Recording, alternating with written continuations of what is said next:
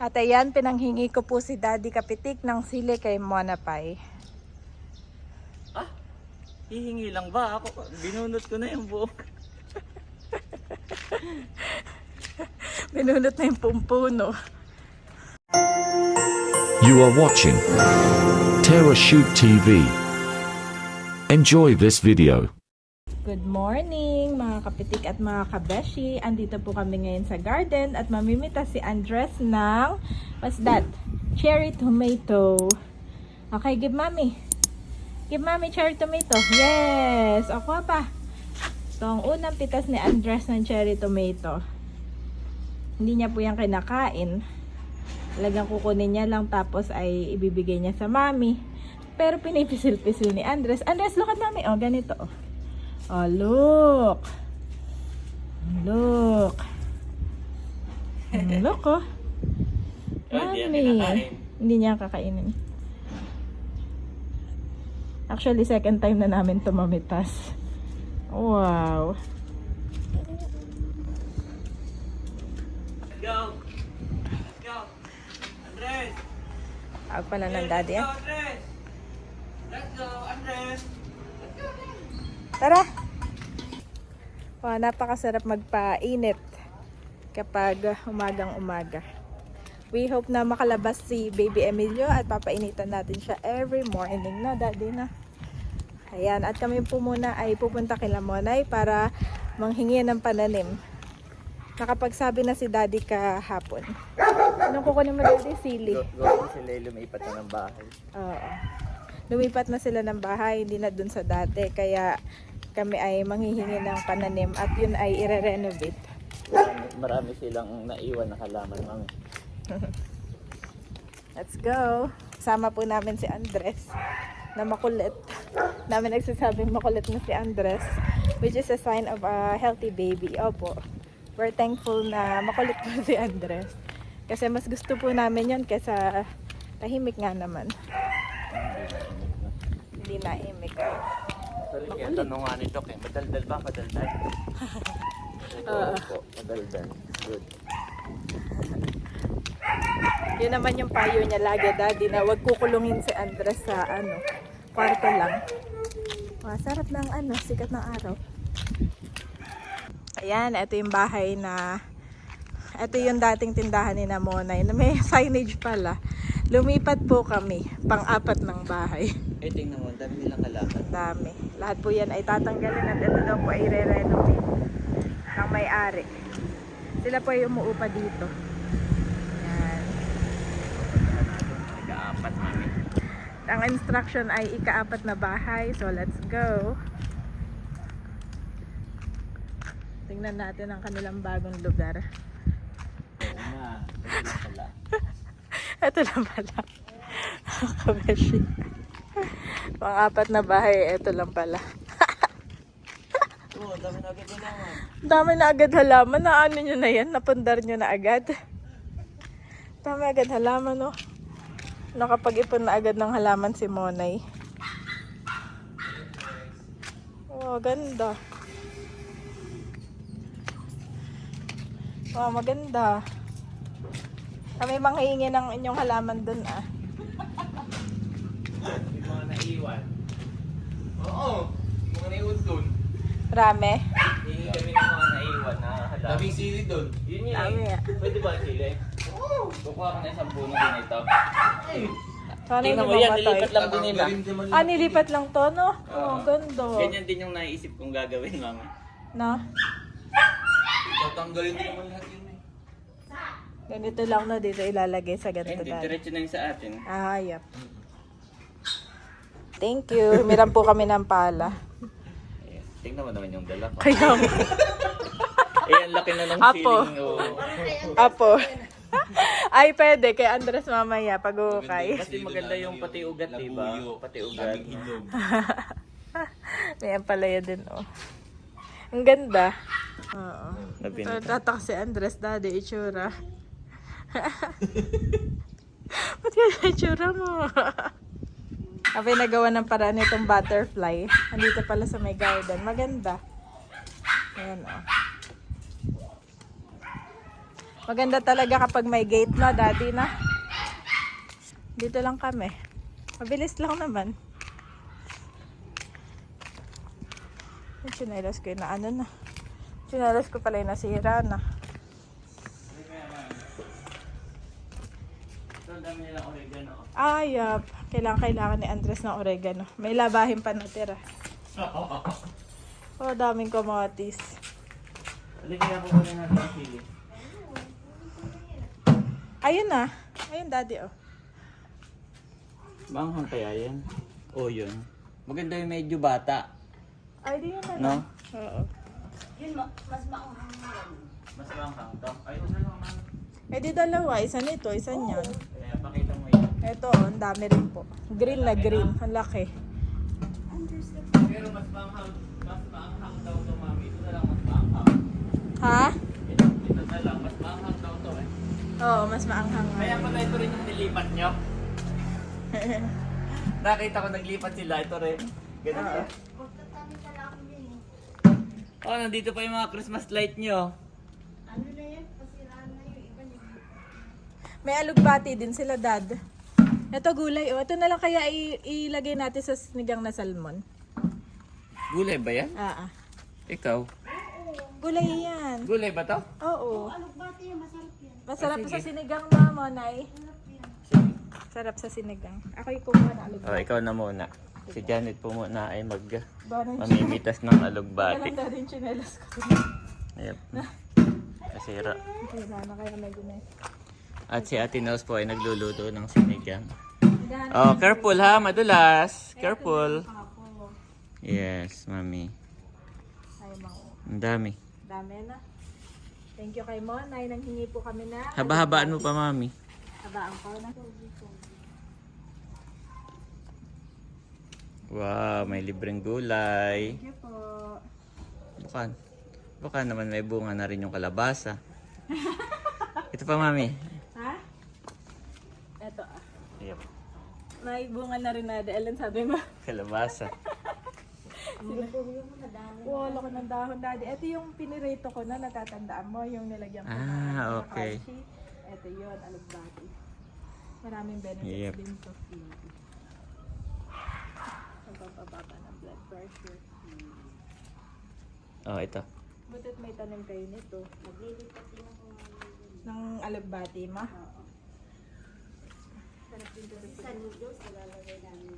Sa noodles na, sinigang pwede din na. Fresh pa. Oo. Pwede to kay Mila. Si Mila tayo kakapanganak. Kaya, Lagi yan. oo. Ayan, daddy. Ang dami. O, konti pa to. Ba't di ko pa pinitas yung dalawa? Ayan, dalawa. Ito. Sana. Okay na yan, mami. Okay na tayo na. Oo, okay na yan. Okay na yun. Yung ano na, hukayin ko na. Kain Yung mo na. sili, oo. Talaga, napasarap ako. Napasarap ako. Damihan na natin at masarap itong gulay. Isa ito sa favorite kong gulay. Kuha ka na rin ng pananim kung yun ay favorite mo. Yan si Andres. Ay, baka ma-dry sa atin. Ah, yep. Hingin na lang ako. Dito sa likuran mo na. Yep, madami na yan, mami. Dami na. Madami na. Oh. Sige. Pag bumili ka, mas madami pa to sa isang big kiss nila eh. Tama. Kukunin ko na yung sili. Okay. Ayan, at kukuhanin na din po ni Daddy yung sili. May nanghingi na rin sa Monay dito ng mga ibang pananim. Oh, careful, Andres. Wala pa naman. Wow, galing na ni Andres bumaba. May repolyo ka dyan?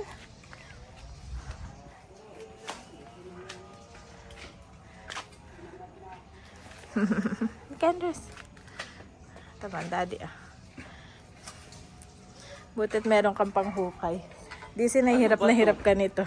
Pag ano o pag ano? Yan, yan. Pag ano?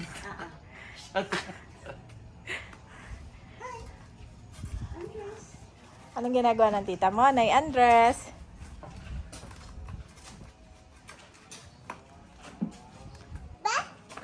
Tita mo, Nay. Say tita mo, Nay.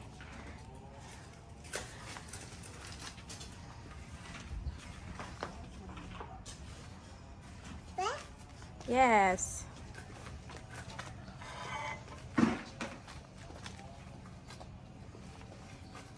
Kamusta ang bentahan nyo naman doon? O okay naman o ano? Parehas din? Alam na nila? Parehas din na.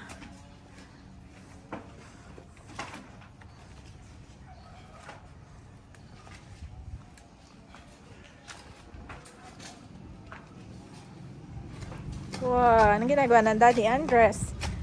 Curious si Andres, oh. Daddy, explain what you're doing. Oh, careful, Andres, ha? Dry na dry yung lupa. Mukhang may iwan man. Ah. Ayan o.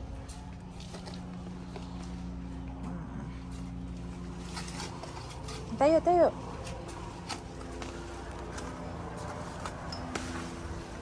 Wala, naiwan niya. Oh. Okay, let's go na. Para maano ko na kaagad. Oh. Ano? Mabuhay pa kaya to? May ugat naman. Buhay daw yan. May ugat naman. Okay, let's go. Wow. Yan lang kukunin mo, Dad. Yeah. Muna, dito ko na iwanan yung ano mo, ha? Okay. Oregano, hindi ka nakukuha. Hindi na. Sige. Let's go, Andres. Pabakbakan naman si Monay. Bicol eh. Ah, galing pa ba yung bacon? Ay, ano ang alaman niya? Ginseng. Gusto mo ng ginseng, Daddy? Ito kami, may isa pa. Ay, kunin mo. Ito pala. Kaya pahingi kami. Mamaya ng hapon or bukas, ha? Ah, sige. Kuha na kayo dyan. Yan na, mami. Ang dami niyang ginseng. Ito, oh. Sige. Madali dyan. Madali Ito lang pala yung yung ginseng. Oo. Okay. Thank you, Monay. Kami magluluto muna ng sinigang. At itatanim tong sili.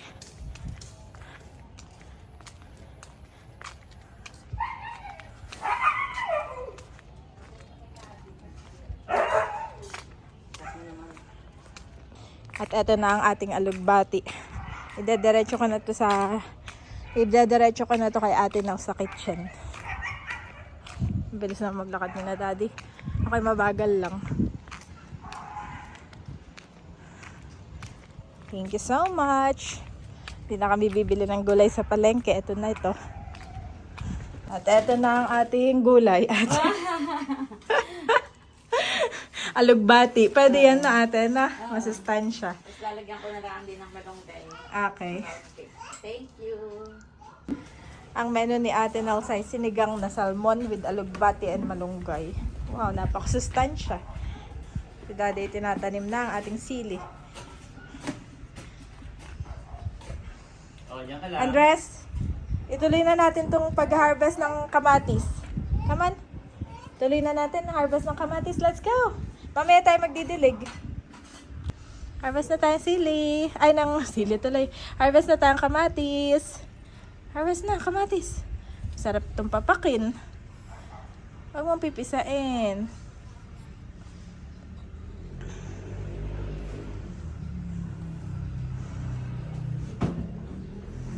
Pinisa na ni Andres.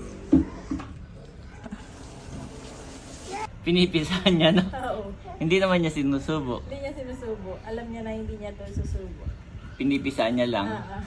Tuwa siya pag napipisa niya, Daddy. Ay, pagsayaw. Ay, magsayaw. Oo, ang dami mo nang nakuha, mami. Kaya po. Nalagyan natin ito sa sinigang na salmon.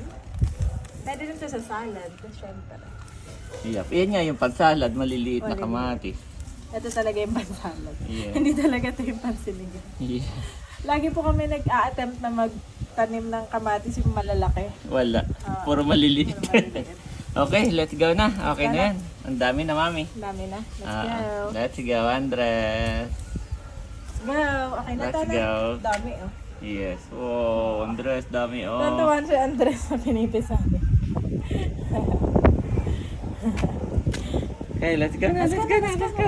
Babawas pa ng isa. Ayan po, nakitanim ko na yung sili. Dito sa aming likod. Ah, gilid. Ay, dinilig ko na rin. Dapat yan ay magatapoy didiligin. Ayan po si Ate Nels nagluluto ng Tawag dyan, sinigang na ulo ng salmon. With alugbati dahil. Hira sa Probinsya. probinsya. Puro doon talbos ng kamuting, baging, no? Kangkong. Kangkong, yan. Ito bihira po doon.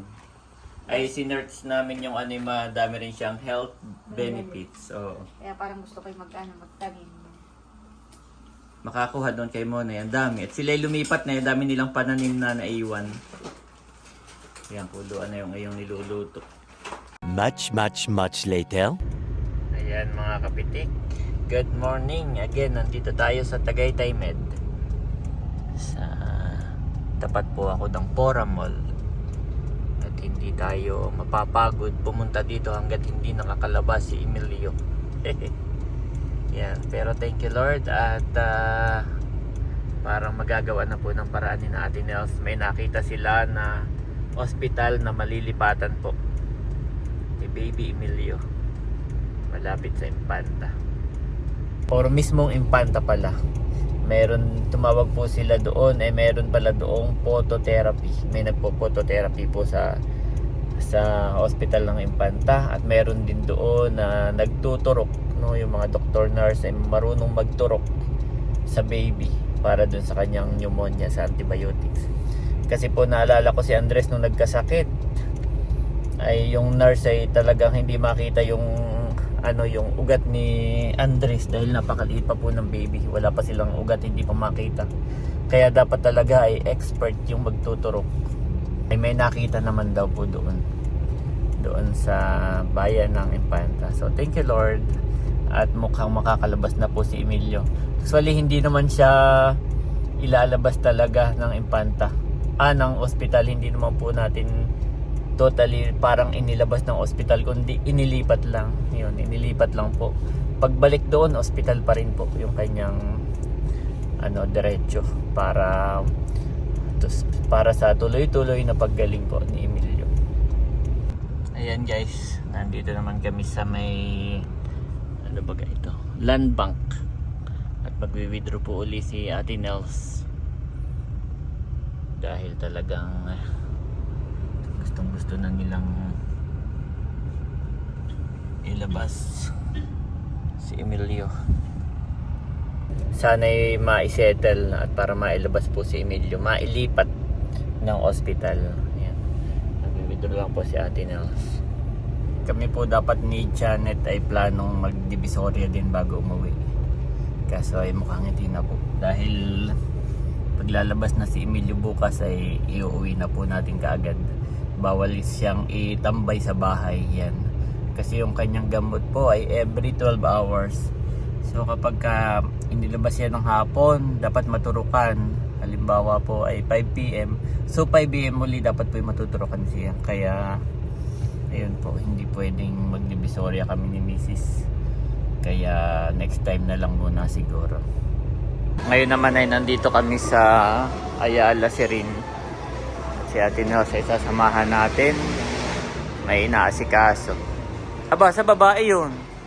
Sa baba pala, oo. Ground pala tayo. Ano ba yung napindot ko? 1 eh. That pala yung ground.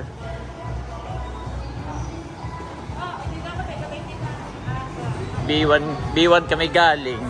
B1 ay ground muna pala. Ito pala eh. Nandito kami sa ground. Dito tayo ini. Yan, samahan ko lang si Ate Nels at si Camilot po ay nagpa-antigen pa bago siya makapasok kay Emilio. Ay 2 hours daw. Ang alam ko ang antigen ay 15 minutes lang. Mga may resulta na. So habang nandun po si Ate Nels at may inaasikaso, ay ako bibili lang ng aking tubig. At ngayon po ay talagang sobrang napakainit na dito sa Pilipinas. Sobrang nakaka-dehydrate.